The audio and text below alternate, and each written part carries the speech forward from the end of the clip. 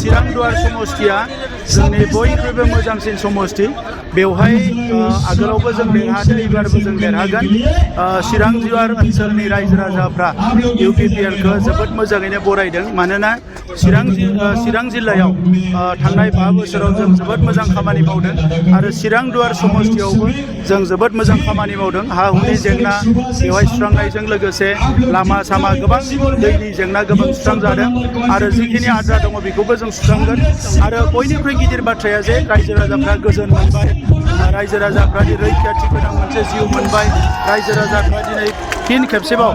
खौसे संसार जानो हानाय मोनसे थासारि फैबाय गावनि हारिनि गेजेरावबो मालाय हारिनि गेजेरावबो दा बे आगोलनि समाव बे चिरां जिल्ला बायदि समष्टियाव गोबां खस्थ' मोनदोंमोन रायजो राजाफ्रा जिहेतु मोनसे गोजोन थासारि फैबाय बेनिखायनो दिनै चिरां दुवार समष्टिनि रायजो राजाफ्रा लोब लोब ओंखारबोदों बर' आदिबासि राजबंसि बयबो हारि गुरखा ओंखारबोदों दा बे समष्टियाव खाम्फा बरगयारी बिथाङा गोबां भटआव बिथाङा देरहासार जागोन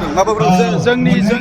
पलिसि नङामोन बिथांनिनो पलिसि दा बिथाङा जिहेतु खाम्फा बरगयारी बिथांखौ फेजेननो फैबाय खाम्फा बरगयारी बिथाङाबो